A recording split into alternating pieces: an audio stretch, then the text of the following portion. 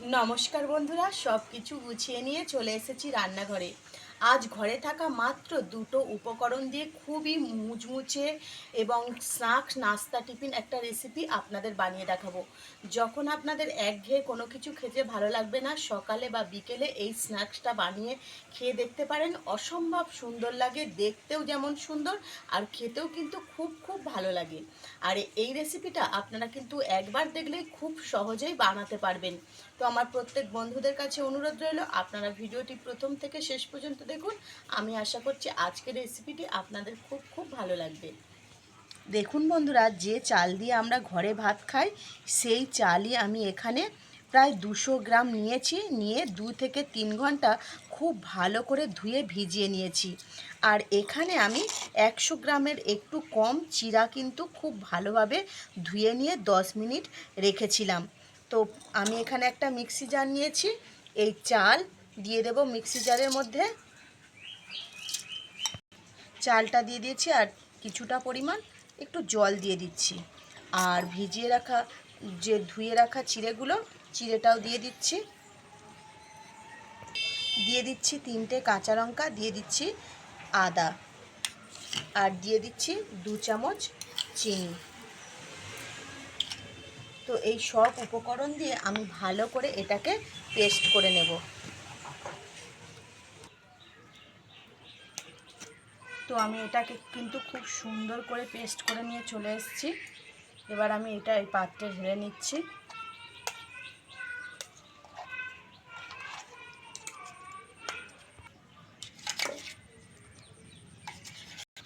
এবারে দিয়ে দিচ্ছি 1 চামচ গোটা জিরে,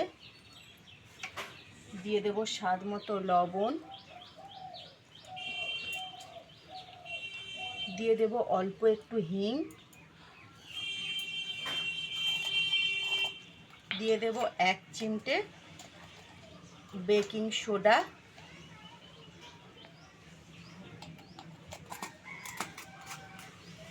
এবার এই সব উপকরণগুলো দিয়ে খুব ভালো করে এটাকে আমি মিক্স করে নেব।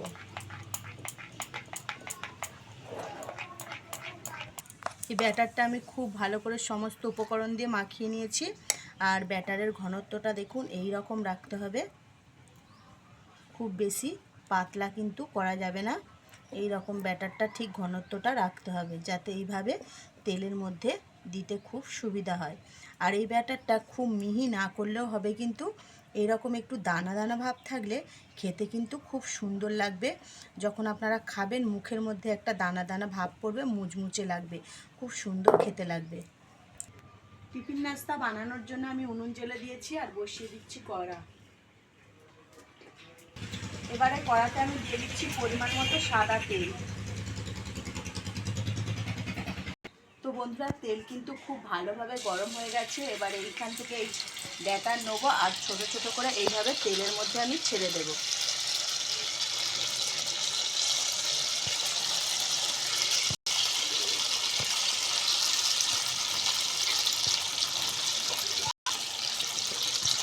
আর খুব সুন্দর করে এগুলোকে আমি ভেজে নেব। এগুলো নেড়েচেড়ে কিন্তু এইভাবে একটু লাল করে সুন্দর করে ভেজে নেব। এগুলো যত মুচমুচে হবে খেতে কিন্তু ততই সুন্দর লাগবে।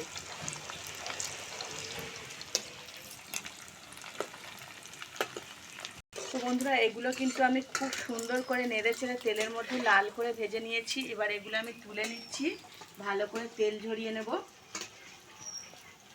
এগুলো আমি খুব ভালো করে তেল ঝরিয়ে নিয়েছি। আর কতটা মুচমুচে হয়েছে আপনারা আঁচটা শুনেই বুঝতে পারছেন। আর ঠিক একইভাবে কিন্তু আমি আবারও ভেজে নেব।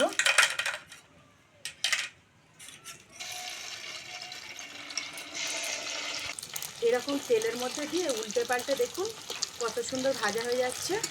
আর এগুলো বন্ধুরা কি বলুন তো, চালের পকোড়া। তো আপনারা একবার এইভাবে চালের পকোড়া বানিয়ে খেয়ে দেখবেন। মাছ মাংসের তো পকোড়া খেয়েছেন, চালের পকোড়া কতটা টেস্টি হয়, কতটা মুচমুচে সুস্বাদু হয়, একবার বানিয়ে খেয়ে দেখবেন। এটা বানাতে কিন্তু খুব বেশি ঝামেলা নয়, খুব সহজেই বানিয়ে ফেলতে পারবেন। তো বন্ধুরা, আজকের আমার এই রেসিপিটি যদি আপনাদের ভালো লাগে, আপনাদের প্রত্যেকের কাছে অনুরোধ রইল একবার হলেও আপনারা কমেন্ট করে জানাবেন রেসিপি। তো বন্ধুরা, এই পকোড়াগুলো তো আমি ভেজে নিয়েছি, আর বাকি যেগুলো রয়েছে সেগুলো ঠিক একইভাবে ভেজে নেব।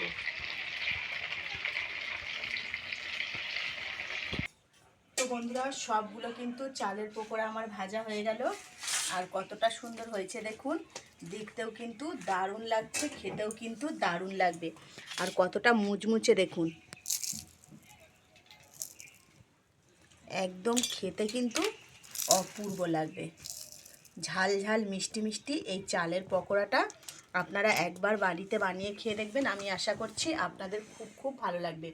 তো বন্ধুরা, লতিকা রান্নাঘরে আজকের রেসিপি এই পর্যন্ত। আবারও দেখা হবে নতুন একটা রেসিপি নিয়ে। ততক্ষণ আপনারা ভালো থাকবেন। Bye bye.